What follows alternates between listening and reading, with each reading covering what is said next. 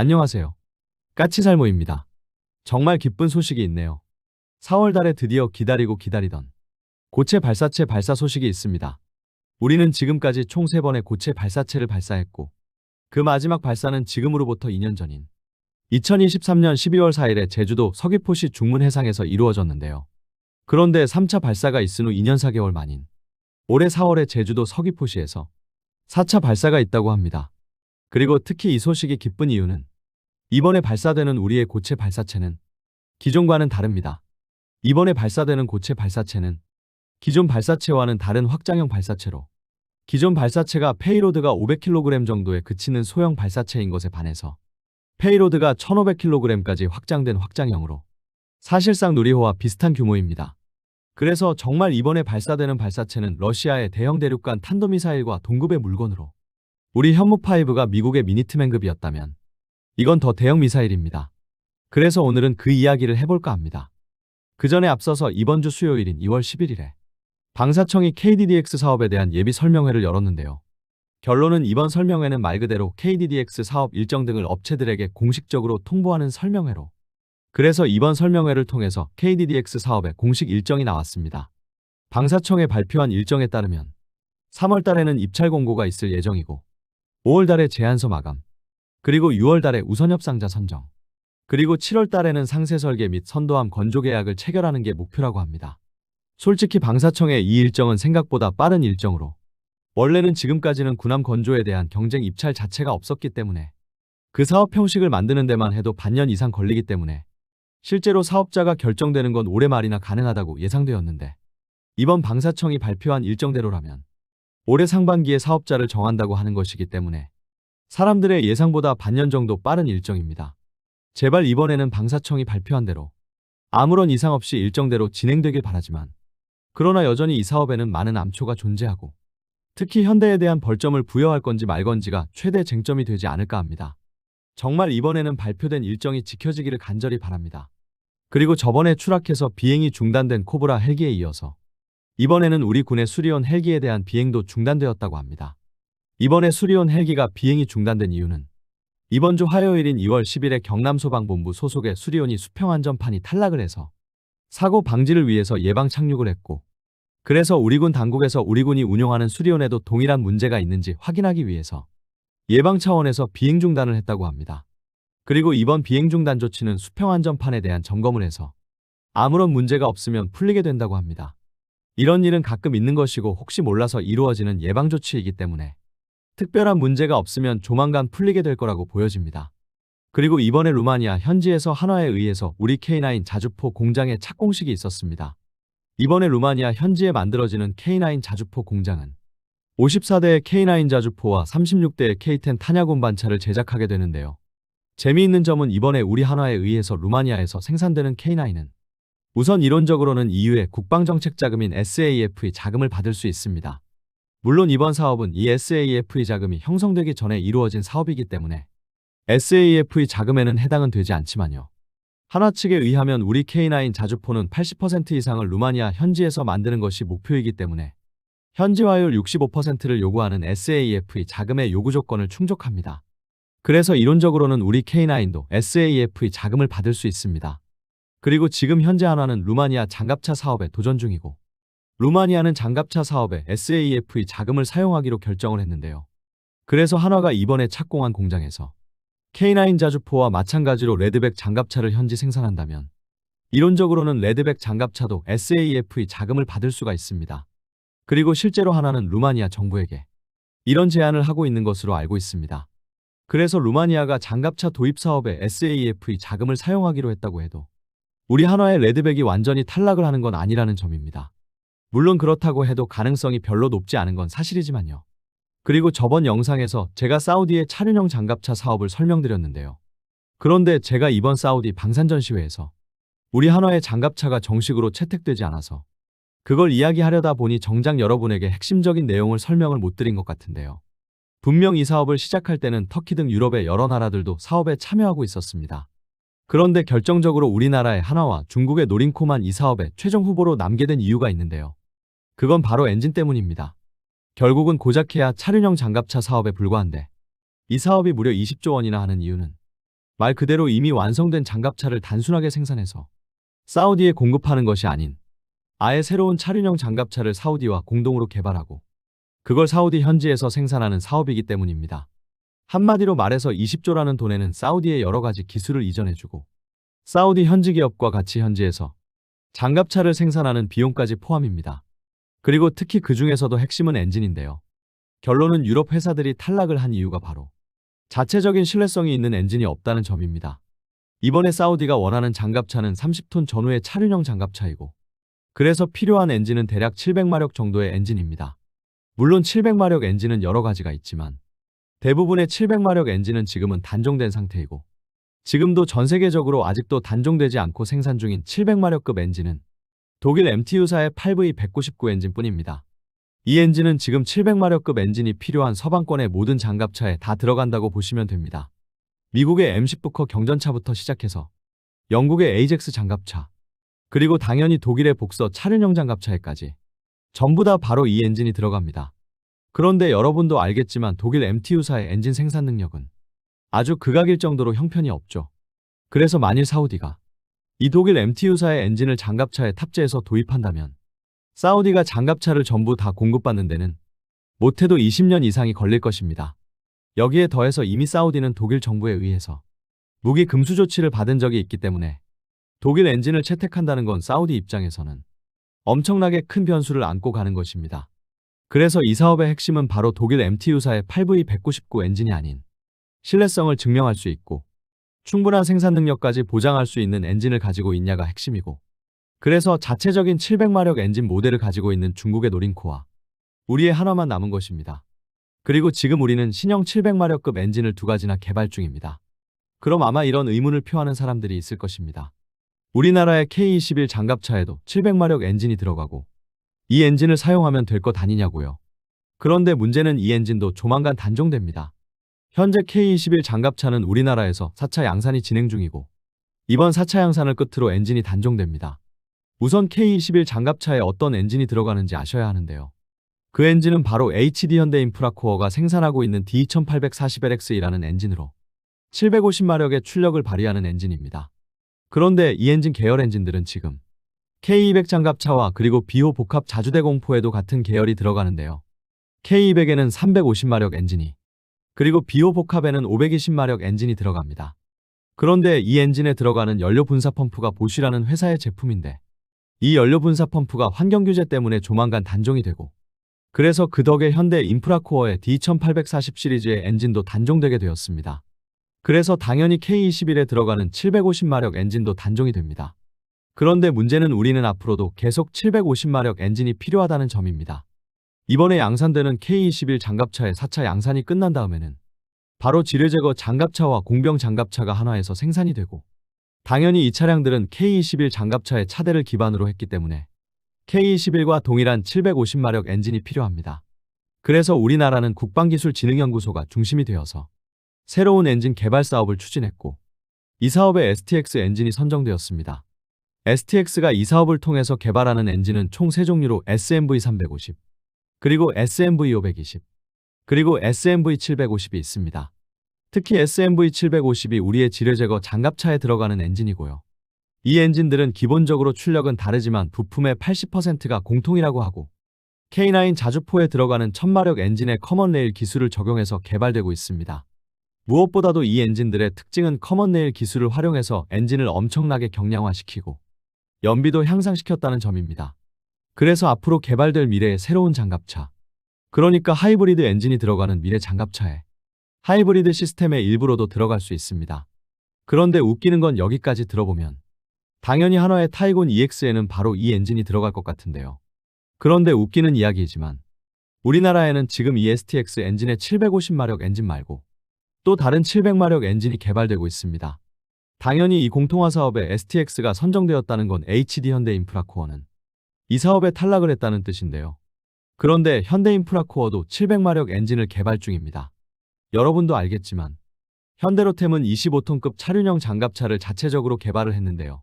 당연하지만 이 차륜형 장갑차도 25톤급 장갑차이기 때문에 기존의 우리 K808 차륜형 장갑차에 들어가는 450마력 엔진으로는 필요한 출력을 감당할 수 없습니다. 그래서 HD현대인프라코어는 바로 현대로템의 25톤급 차륜형 장갑차를 위해서 새로운 700마력 엔진을 별도로 개발을 하고 있습니다.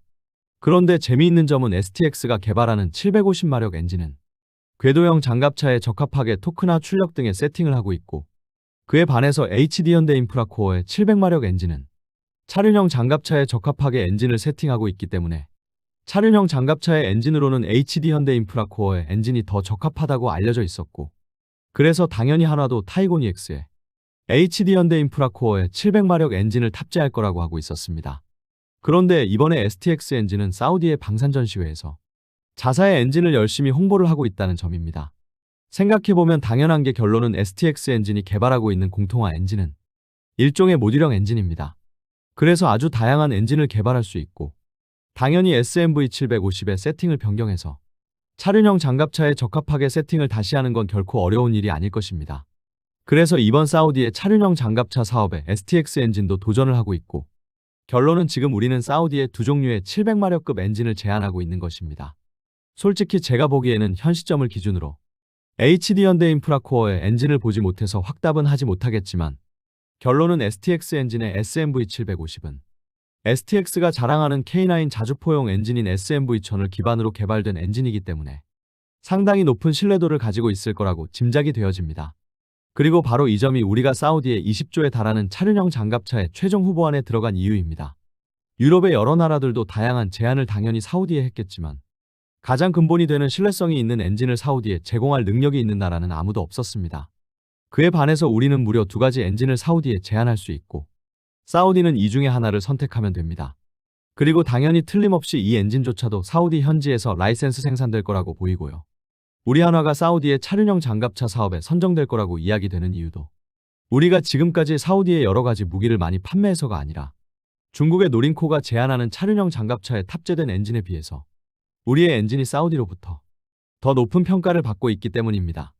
결론은 이 사업은 단순하게 사우디의 차륜형 장갑차를 만들어서 납품하는 사업이 아닌 사우디 현지에서 사우디와 함께 새로운 차륜형 장갑차를 개발하는 사업이고, 새로운 장갑차를 개발하기 위해서는 가장 기본이 되는 건 충분한 생산력도 있고, 그리고 믿을 수 있는 엔진이 있어야 하는 것입니다. 그리고 지금 전 세계에서 그럴 능력이 있는 나라는 우리나라뿐이라는 점입니다. 그래서 바로 이 엔진들 때문에 앞으로 우리나라의 장갑차를 찾는 나라들은 더 증가할 거라고 저는 봅니다. 그럼 이런 이야기는 여기까지 하고 다시 고체 발사체 이야기로 넘어와서, 여러분도 알겠지만 우리나라는 누리호라는 발사체가 이미 있습니다. 그러나 이 발사체는 민간 주도의 발사체이고, 그리고 일각에서는 누리호를 가지고 대륙간 탄도미사일이라고 이야기하지만, 누리호의 연료는 케로신과 액체산소입니다. 특히 액체산소는 발사 직전에만 로켓에 충전이 가능하고, 발사 직전까지 연료 탱크를 냉각해 주어야 하는 문제가 있어서 연료를 미사일에 탑재하고 장기간 보관하는 것이 불가능합니다. 그래서 미사일에 연료를 탑재하는 것만 반나절 이상 걸리고, 미사일에 조립까지 하면 미사일 발사에는 못해도 2주 이상이 걸리게 됩니다. 그래서 누리호를 군사적 목적으로 사용한다는 건 사실상 불가능합니다. 그에 반해서 우리는 항공우주연구소와 별도로 방위사업청과 국방과학연구소가 중심이 되어서 별도로 고체 발사체를 개발하고 있는데요. 우리가 고체 발사체를 개발한 이유는 두 가지입니다. 우선 첫째로 현무5에 탑재된 로켓 엔진의 신뢰성을 답보하기 위해서이고, 두 번째는 바로 군사용 위성의 긴급 발사입니다. 현무5는 35톤급 대륙간 탄도미사일급 대형 미사일로 미국의 미니트맨 대륙간 탄도미사일과 비슷한 크기의 미사일입니다. 그래서 현실적으로 이 미사일을 평시에 훈련을 위해서 발사하는 건 결코 쉬운 일이 아닙니다. 현무5를 발사만 해도 주변국이 위협을 느낄 것이기 때문입니다. 그래서 우리는 현무5를 위해서 개발된 75톤급 고체 로켓을 고체 우주 발사체에 탑재해서 고체 우주 발사체를 발사함으로써 현무5를 직접 발사하지 않고도 현무5의 신뢰성을 확보할 수 있게 하기 위해서입니다. 그리고 두 번째는 긴급 위성 발사인데요. 여러분도 알겠지만 요즘은 갈수록 소형 위성들이 증가하고 있고, 그래서 우주에는 정말 많은 위성이 올려져 있지만 당연히 그런 위성을 격추하는 기술도 발전을 하고 있습니다. 그래서 마음만 먹으면 북한 같은 나라라고 해도 우주에 올려진 우리나라의 위성을 격추하는 건 그리 어려운 일이 아닙니다. 그리고 우리는 앞으로 60여 개의 소형 정찰 위성을 우주에 올려서 북한을 감시하고, 그래서 소형 정찰 위성이 우주에 올라가면 북한을 20분 단위로 감시를 할 수 있는데요. 그런데 북한의 위협이 급격하게 증가하게 되면 우리는 우주에 긴급하게 추가적인 위성을 올려서 북한을 감시하는 주기를 더 줄여야 합니다. 한마디로 말해서 20분 단위로 북한을 감시하던 걸 필요하다면 더 많은 위성을 긴급하게 올려서 10분 단위 정도로 감시 시간을 줄여야 한다는 이야기입니다. 그런데 문제는 누리호는 발사 준비에만 몇 주가 걸리기 때문에 이런 긴급 위성 발사에는 대응을 할 수 없습니다. 그에 반해서 고체 발사체는 발사 준비 시간이 엄청나게 짧기 때문에 이런 긴급 위성 발사에 사용을 할 수 있습니다. 그래서 우리 방사청과 국방과학연구소는 누리호와 별도로 현무5의 기술을 활용해서 별도의 고체 발사체를 개발했고 2022년 3월 30일에 태안안흥 종합시험장 앞바다의 바지선에서 첫 발사가 이루어졌습니다. 그리고 2차 발사는 2022년 12월 30일에 있었는데 이때는 이 모습이 우리나라 전역에서 관측되었고 그래서 사람들이 UFO가 아니냐는 이야기도 나오고 뉴스에도 기사화가 되었죠. 그리고 3차 발사는 2023년 12월 4일에 있었지만 그 발사 위치를 변경해서 태안의 안흥 시험장 앞바다가 아닌 제주도의 서귀포시 앞바다로 옮겨서 이루어졌고 이 발사에는 실제로 한화 시스템에 시험용 합성개구 레이더 위성이 탑재되어서 우주에 위성까지 올리는데 성공을 했습니다. 그런데 그 후로 2년 동안 고체 발사체의 발사는 이루어지지 않았습니다. 그럼 왜 2년 동안 고체 발사체가 발사되지 않았느냐라고 했을 때 우선 기존 3차까지 발사된 발사체는 거의 현무5를 그대로 전용해서 만든 발사체로 그래서 미사일의 크기도 작고 당연히 우주에 올릴 수 있는 위성의 크기도 작습니다. 그래서 기존 발사체는 탑재할 수 있는 위성의 최대 페이로드가 500kg 정도에 그쳤는데요. 그런데 우리 군에서 원하는 발사체는 초소형 정찰 위성을 여러 개를 한 번에 우주에 올릴 수 있는 발사체였습니다. 그래서 우리 방사청과 국방과학연구소는 기존 발사체가 아닌 확장형 발사체를 새로 개발하게 되었고 새로 개발하는 확장형 발사체는 페이로드가 1000kg에서 1500kg 정도로 대폭 확대된 것으로 알고 있습니다. 그런데 문제는 지금 우리가 고체 발사체를 발사하는데 사용하는 바지선은 원래가 현무5를 위해서 만들어진 바지선으로 그래서 딱 현무5 정도 크기의 발사체까지만 발사가 가능한 플랫폼입니다. 그래서 더 대형화된 발사체를 발사할 수가 없었습니다. 그럼 누리호를 발사한 고흥의 나로우주기지에서 발사하면 될 것 아니냐라고 할 수 있는데요. 나로 발사장은 아직까지는 고체 발사체를 지원할 고체 발사체용 발사장이 없습니다. 지금 현재 나로 발사장에는 군사용과 그리고 민간용으로 공용으로 사용할 수 있는 고체 발사장을 건설 중이고 이 고체 발사장이 완성이 되는 건 2027년경이라고 합니다. 솔직히 그래서 저도 우리의 확장형 고체 발사체의 첫 발사가 이루어지는 건 나로 발사장의 고체 발사체 발사장이 완성되는 2027년 이후일 거라고 생각을 하고 있었는데 이번에 서귀포시 앞바다에서 4월 달에 4차 발사가 있을 거라는 발표가 난 것입니다. 결론은 이 뜻은 나로우주센터의 고체 발사장이 완성되는 걸 기다리지 않고 기존 해상 바지선의 규모를 더 확대했다는 뜻이고 그리고 또 나오는 소리는 원래 일정대로라면 확장형 발사체는 2026년에 한 번, 2027년에 한 번 해서 아직은 2번의 발사 일정만 잡혀 있는데요. 새롭게 나온 소식에 따르면 내년인 2027년까지 총 10여 차례의 발사가 있을 거라고 합니다. 솔직히 이건 저도 좀 믿음이 안 가는데요. 이 소식은 노컷뉴스라는 언론에서 나온 단독 기사인데요. 이게 이론적으로 가능할지 자체가 의문입니다. 아무튼 그래서 지금 시점을 기준으로 우리의 고체 발사체 4차 발사는 4월 달에 제주도의 서귀포시 앞바다에서 바지선에서 이루어진다는 것이고 그리고 이번에 발사되는 고체 발사체는 기존 발사체와는 다른 확장형 발사체가 될 것이라는 것입니다. 결론은 기존 우리의 고체 발사체가 현무5를 기반으로 했다면 이번 발사체는 기존 고체 발사체에 비해서 대형화되었을 거라는 점입니다. 우선 기존 발사체는 1단의 현무5와 같은 75톤 고체 로켓을 사용하고 2단의 소형 로켓을 사용하고 3단의 위성을 올린 것에 반해서 아마 이번 확장형 발사체는 2단도 75톤 고체 로켓을 사용하고 1단은 좀 더 대형 고체 로켓을 단일로 사용하던가 아니면 75톤 고체 로켓을 몇 개를 연결해서 사용할 거라고 저는 추정을 합니다. 그럼 못해도 이번 발사체는 기존 현무5의 35톤보다 훨씬 대형화된 미사일이 될 것이고 군사적 목적으로 전용하기 힘든 누리호와 달리 고체 발사체는 훨씬 손쉽게 군사적 목적으로 전용할 수 있기 때문에 사실상 우리는 훨씬 대형 대륙간 탄도미사일을 보유하게 되는 것이라고 할 수도 있습니다. 그래서 이게 완성만 되면 우리는 군사적으로는 초대형 대륙간 탄도미사일을 가지게 되는 것이고 민간적으로는 누리호 말고 별도의 새로운 발사체를 가지게 되는 것입니다. 그리고 특히 이번에 확장형 우주 발사체를 해상의 바지선에서 발사를 한다는 건 사실상 고흥의 나로우주기지 말고 우리는 새로운 우주 발사장을 별도로 가지게 되는 것이라고 할 수 있습니다. 어떤가요, 여러분? 여러분이 보기에는 우리의 고체 발사체가 무사히 발사가 이루어질 것이라고 보시나요? 이상 영상 봐주셔서 감사합니다.